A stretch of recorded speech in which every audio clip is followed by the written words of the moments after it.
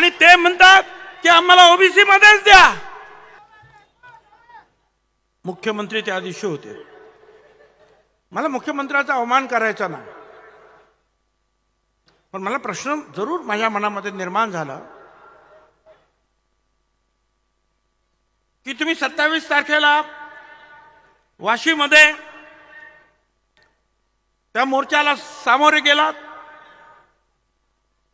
माझा काही विरोध नाही, पण तुम्ही तिथे जाहीर केलं की जी मी शपथ घेतली होती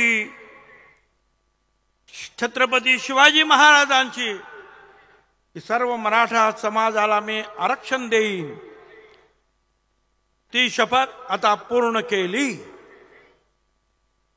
असं ते म्हणाले. मग मला आता प्रश्न असा पडला की जर शपथ पूर्ण झाली मराठा समाजाला आरक्षण देण्याची, तर हा ओबीसी आयोग आता जो काम करतोय ना, हे सर्वेक्षण, हे कशासाठी? आरक्षण तर मिळालं ना तुम्हाला सगळं, तुम्ही तर म्हणाला शपथ पूर्ण झाली. मग हा आयोगाचा जो काही सर्वेक्षण चाललंय तद्दन खोटं, ते कशासाठी? घरोघर जातायत,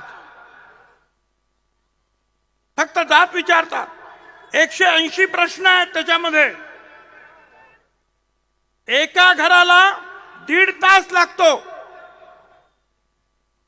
आणि हे तपासणी करणारे मला सांगा, कधी कधी 25 तर कधी कधी 50 घरांची तपासणी झालं असं जाहीर करून टाकतात, असं रेकॉर्ड केलं जात. 180 प्रश्न, त्याच्यात फक्त जात विचारली जाते, जात कुठली, अमुक अमुक, आणि बाकी सगळं आपोआप भरलं जातं ऑफिसमध्येच.